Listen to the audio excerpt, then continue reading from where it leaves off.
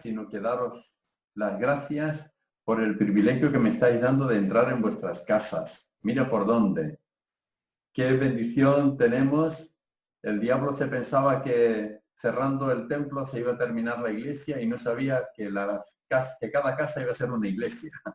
Así que es maravilloso poder estar delante del Señor unidos en el Espíritu. Eso es lo que cuenta. Gracias por invitarme. Gracias, Víctor, Eli. Qué hermoso tiempo que estamos teniendo. La verdad que a pesar de las limitaciones, pero estoy viviendo una renovación espiritual en mi vida, en la iglesia, y por lo que veo ahora cuando he estado oyendo los anuncios, pues, ¿sabe? Me ha encantado. Cualquiera diría que le gustan los anuncios. Me ha gustado oír cómo la iglesia se mueve, no se para, que va, ni muchísimo menos. Vamos adelante en el nombre del Señor, aleluya. Pues sí, la verdad que me siento privilegiado cuando me dijo el pastor el otro día si quería compartir. La verdad es que cometí un pequeño fallo, pero me alegré porque se arregló. Porque dije sí sin preguntarle primero al gran jefe, al Señor, por la gana, ¿no?, de estar con vosotros. Pero después me dijo el Señor, sí, hombre, sí, venga, comparte con la iglesia, al Hospitalet, que Dios tiene un plan y un propósito hermoso con vosotros. Así que, nada, saludos de mi esposa, que está en otra actividad, que es así.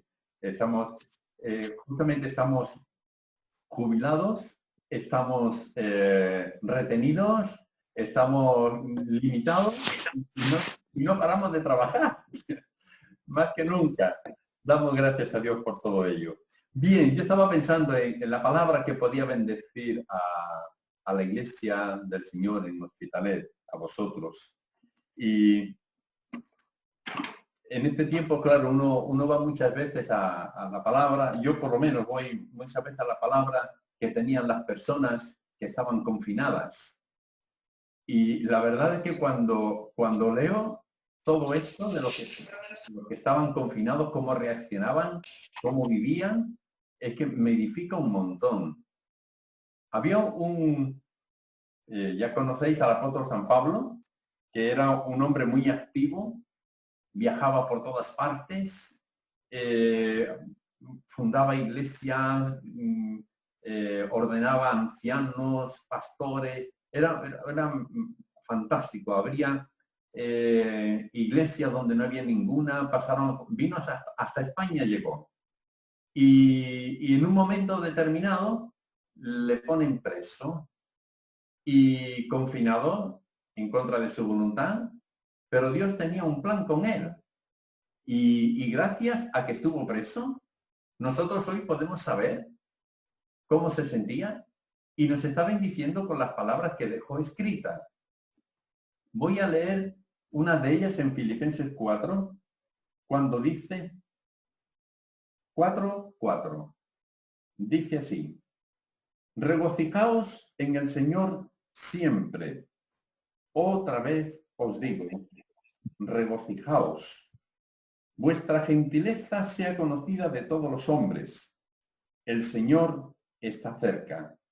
Por nada estéis afanosos, sino sean conocidas vuestras peticiones delante de Dios en toda oración y ruego con acción de gracias.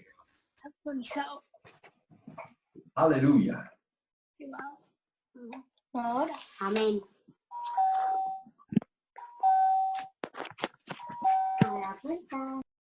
¿Se me oye ahora?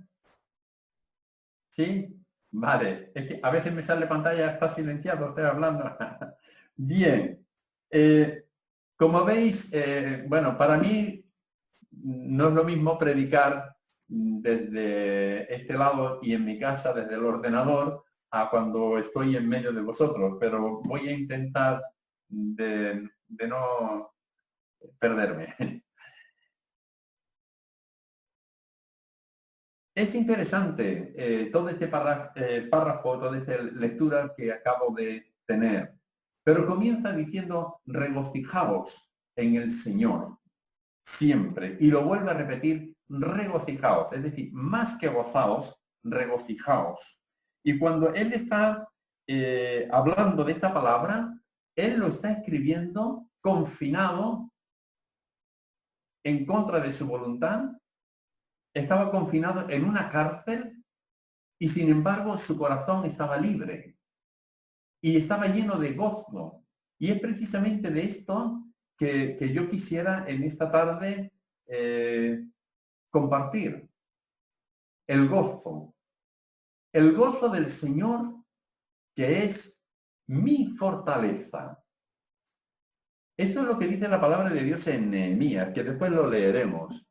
Pero en estos tiempos en el que vivimos, en el que hay mucha tensión, es un tiempo en el que nos debilitamos, podemos debilitarnos, pero que vosotros como iglesia lo tenéis muy bien, estáis bien conectados y bien conectados en el Espíritu. Pero ¿dónde vamos a recibir nosotros fortaleza en nuestro interior? Hay un salmo que dice: alzaré mis ojos a los montes. ¿De dónde vendrá mi socorro? Mi socorro viene de Jehová, ¿no? Y cuando viene del Señor el socorro, cuando dice aquí la palabra, el gozo del Señor es tu socorro, es tu fortaleza. No es lo mismo gozo que alegría. Son dos cosas diferentes. En Isaías 35:10 dice el pasaje así: y volverán los redimidos del Señor, y vendrán a Sión con alegría, y gozo perpetuo sobre sus cabezas habrá, y tendrán gozo y alegría. Y aquí hace la diferencia, habla de dos cosas: gozo y alegría. Uno puede estar triste y tener gozo. Esto es un poco raro, porque el gozo va más allá de un estado de ánimo. La alegría es un estado de ánimo, pero el gozo es algo más profundo. Es un placer que lo produce algo que está bien hecho. Así que voy a tratar de desarrollar nuestra vida espiritual a la luz del gozo del Señor. Y voy a empezar leyendo en Hebreos 12:2. Es un pasaje que conocemos bien. Hebreos 12:2. Ay, a ver. Cuando dice: puestos los ojos en Jesús, el autor y consumador de la fe, el cual por el gozo puesto delante de él sufrió la cruz, menospreciando el oprobio, y se sentó a la diestra del trono de Dios. El gozo puesto delante de él hizo que sufriera la cruz. Suena un poco raro, pero es que el gozo del Señor Jesús estaba basado en hacer la voluntad del Padre. Punto 1. Hacer la voluntad de Dios produce gozo. Aunque la voluntad de Dios pueda ser en algún momento un tiempo raro, como este. De hecho, Jesús estaba en Getsemaní y estaba mirando el futuro unas horas por delante y se angustió tanto que estaba sudando con gotas de sangre y clamaba. Su oración era: Padre, si es posible, pasa de mí esta copa, pero que no se haga mi voluntad, sino la tuya. Pasa de mí esto, pero que no se haga mi voluntad, sino la tuya. Él tenía, su gozo era hacer la voluntad del Padre. Aunque en algún momento, y en este caso, eso le iba a suponer a Jesús el sufrimiento de morir en la cruz. Punto 2. El gozo del Señor está por encima del sufrimiento. Mira ¿Qué dice Santiago en el capítulo 1, en la hoja siguiente? Y prácticamente el primer versículo después de haber dado el saludo. El versículo 2 dice: hermanos míos, tened por sumo gozo cuando os halléis en diversas pruebas. Sumo gozo significa lo más alto del gozo. Y esto puede sonar a ser un poco masoquista, pero aquí no hay nada de masoquismo, no que vamos a disfrutar del dolor, de la prueba. Pero dice que lo tengamos como por sumo gozo cuando nos hallemos en diversas pruebas. Es el más alto honor, es el gran privilegio por servir al Señor.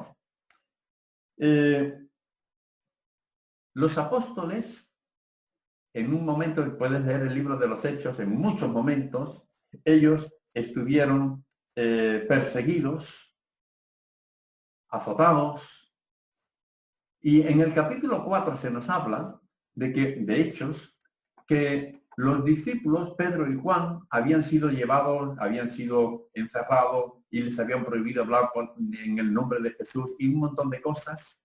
Y cuando ellos volvieron a la iglesia con los hermanos, dice que se sentían gozosos por haber sido tenidos por dignos de padecer la afrenta por causa de Cristo. Es decir, por hacer la voluntad de Dios, por sufrir por causa de Cristo, se sentían gozosos. Ya lo dijo Jesús en la bienaventuranza cuando dijo: bienaventurados sois cuando os vituperen, cuando os persigan, cuando digan toda clase de mal contra vosotros mintiendo. Gozaos, alegraos. Otra vez las dos palabras, porque vuestro galardón es grande en los cielos, pues así persiguieron a los profetas que fueron antes que vosotros. Pablo y Silas estaban encerrados, confinados, azotados, en lo más oscuro de la noche y en la habitación más al fondo. ¿Pero qué ocurrió? Ellos estaban gozosos, tenían el gozo del Señor, y su fortaleza era tal que aún en medio de esa situación, ellos podían alabar a Dios y cantar y hacer que el cielo bajara a la tierra. Y de hecho el poder de Dios se manifestó solamente porque habían dos personas que en medio de la tribulación y en medio de la prueba, ellos podían gozarse y glorificar el nombre del Señor. ¡Aleluya! Es maravilloso. Estamos viviendo un tiempo que no se parece a aquello en nada, porque esto de estar retenido casi nos viene bien a algunos de nosotros. Esto de estar retenido nos hace pensar, nos hace recapacitar, excepto aquellos que tienen niños pequeños que los tienen que tener en casa, que les hacen mucho jaleo, ya esto lo entiendo y pido a Dios por vosotros, pero aquellos que tenemos más disponibilidad nos hace recapacitar mucho. Y la verdad que este confinamiento, más que una prueba, es una especie de retiro que debemos aprovechar.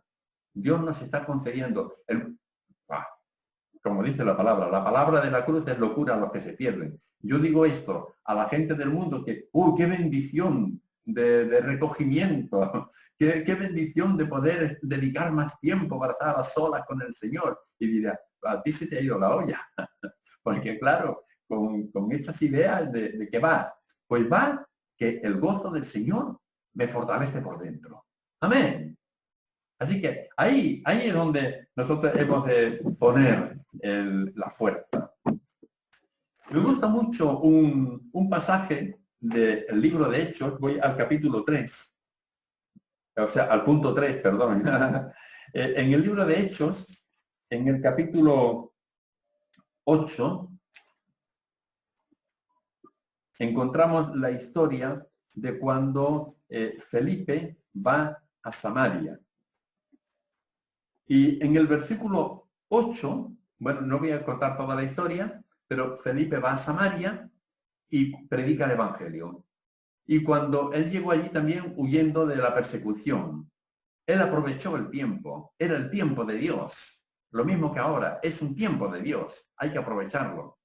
Y cuando llegó Felipe a Samaria, se encontró ahí una gente, pues se encontró un montón de gente engañada por un tal Simón, que era mago, que hacía magia, que engañaba a la gente con sus trucos, sus mentiras y sus cosas. Es como si se dijera en el tiempo de hoy que estamos viviendo en un mundo en el que ya no se fía nadie de nadie porque hay una cantidad de rollos y de mentiras y de injusticias. Pero cuando Felipe habló, predicó, presentó a Cristo y Cristo empezó a hacer milagros y maravillas allí en medio de ellos, la gente abandonaron a Simón y se convirtieron a Cristo. Hasta el mismo Simón se convirtió. Fíjate, en una sola persona, pero que tenía el gozo del Señor. Estaba haciendo la voluntad de Dios, aunque en un momento determinado estaba esparcido, huyendo. Nosotros no estamos huyendo, estamos recogidos, pero escucha, nosotros tenemos más posibilidades y más medios de poder traer bendición a nuestra gente y a nuestra tierra. ¿Sabéis qué pasó en Samaria? Dice Hechos 8:8. Así que había gran gozo en aquella ciudad. Aleluya. Y es mi oración que haya gran gozo para nuestra tierra aquí, en Cataluña y en España. Yo considero que nuestro país está viviendo un tiempo de gracia. Esta situación que viene como un juicio de Dios al mundo entero, pero que lo único que está haciendo es hacer reaccionar a la gente a buscar a Dios. Me gustó mucho unas estadísticas que vi el otro día, no me acuerdo ahora de quién la mandó, al igual lo habéis visto, que decía que el porcentaje de la compra de levadura se ha aumentado a 1.000 no sé qué %. El levantamiento, o sea, las pesas para hacerse fuertes ha subido no sé si era un 500%. Dice, y búsqueda de iglesias online, en tercer lugar, un 350%. Yo, a mí esto me sorprendió y me sorprendió agradablemente porque la gente está buscando de Dios. Es el propósito de Dios que la gente se vuelvan a Él. Pero claro, Dios nos ha puesto a nosotros para que estemos atentos y podamos llevarle palabra de vida como hizo Felipe. Y eso va a llevar gozo a toda una ciudad. Amén. Va a llevar gozo a la ciudad de Hospitalet, donde el Señor nos ha puesto, a Barcelona, a Cataluña, a España y también al mundo. Gloria sea el nombre del Señor. Aleluya. Es importante tener en cuenta en estos tiempos que vivimos, si pudiéramos compartir el gozo del Señor, que es lo que va a fortalecer las vidas de la gente. Hay muchos deprimidos, hay mucha gente desorientada, hay mucha gente que no saben cómo salir e incluso hay muchos cristianos que estamos pensando en el futuro. ¿Y cómo será cuando termine todo esto? Mira, yo estoy orando al Señor para que cuando termine todo esto, el pueblo de Dios manifieste el gozo, la sabiduría, el poder, la fortaleza que viene del cielo. Aleluya. Así que preparémonos para cuando termine todo esto. Y nos preparamos aquí. Mira, yo pensaba que tendríamos un tiempo para estar juntos, buscando al Señor juntos, porque ahí siempre hay calorcillo humano, ¿no? Y que podríamos estar más cercanos y animarnos unos a otros, porque ahí con la mano, con un abrazo, fíjate, hasta el abrazo se nos ha prohibido, qué fuerte. Pero bueno, yo os lo doy ahora, ¿eh? Así. Os doy el abrazo porque os amo mucho en el Señor, pero quiero decir que yo no me podía imaginar que el Señor iba a utilizar esta situación para hacer reaccionar a su iglesia, fortalecerla para poder llevar el mensaje a otros. Aleluya, que el Señor nos ayude en esto. Por último, el punto 4, es en Nehemías, este pasaje, el pueblo andaba, era la primera vez que oía la palabra, esa generación, claro. Estaban en Jerusalén, estaban todos juntos como un solo hombre en una plaza. Era una especie de manifestación, pero un culto multitudinario. Y entonces Esdras les lee la palabra y ellos, de momento, la reciben y la entienden. Entienden lo que Dios quiere decirlo. Durante mucho tiempo la palabra había estado allí, pero no la entendían. Fíjate que esto es lo que va a pasar con la gente con la que vas a hablar, con los inconversos, especialmente con la gente que no conocen al Señor. Les vas a hablar del Señor de una manera natural, el gozo del Señor te va a dar tal fortaleza interior que el Espíritu Santo va a usar esto para que la gente entienda la palabra y el amor de Dios. Cuando la gente oyó, dice que entendió la palabra, dice todo, estoy leyendo en Nehemías 8:9, dice, Nehemías el gobernador y el sacerdote Esdras escriba y los levitas que hacían entender el pueblo, dijeron a todo el pueblo, día santo es a Jehová nuestro Dios, no os entristezcáis, ni lloréis, porque todo el pueblo lloraba oyendo las palabras de la ley. Luego les dijo, id, comed grosura y bebed vino dulce, y enviad porciones a los que no tienen nada preparado, porque día santo es a nuestro Señor. No os entristezcáis, porque el gozo del Señor, el gozo de Jehová, es vuestra fortaleza. Amén. Aleluya. De aquí de este versículo se puede sacar una predicación bastante completa. Comer del Señor, beber del Señor y dar porciones de lo que habéis comido y bebido, de lo que tenéis allí, que tenéis con vosotros, a los que no tienen nada preparado. Hay mucha gente que no tiene nada preparado, pero nosotros sí. Lo tenemos preparado, fortalecidos en el Señor. ¿Y qué es lo que nos fortalece? El gozo del Señor, la satisfacción de saber que estamos en la voluntad de Dios. Que si hay que sufrir, sufrimos. Si hay que llorar, lloramos. Si hay que moverse, nos movemos. Si hay que tener 4 cultos, tenemos 4 cultos. Si hay que, lo que no podemos hacer es movernos. De momento, pero en cuanto tengamos la oportunidad y desde estas redes nosotros podemos compartir con mucha gente la preciosa palabra del Señor. Esta palabra que Dios ha amado de tal manera nuestras vidas que ha enviado a Jesucristo. Y el gozo de Jesucristo por hacer la voluntad del Padre hace que tú y yo podamos en esta tarde regocijarnos, fortalecernos en nuestro hombre interior por el Espíritu Santo. No te olvides que el gozo del Señor es el fruto del Espíritu Santo. El segundo de los que se nombran, después del amor, es el gozo, que viene de Dios, que no está producido por comidas ni bebidas, que no está producido porque las cosas van bien, sino que están producidas porque el Espíritu Santo que mora en nosotros nos da la seguridad de que somos sus hijos y le servimos y le honramos y proclamamos su nombre. Que Dios bendiga su palabra en esta tarde. Amén. ¿Puedo orar? Querido Dios, qué hermoso es poder estar, aunque sea en la distancia, pero que podemos vernos incluso, pero sobre todo que formamos parte de un mismo cuerpo. Señor, te damos gracias porque la relación contigo depende de cada uno de nosotros que nos ponemos ante ti, allí donde estemos.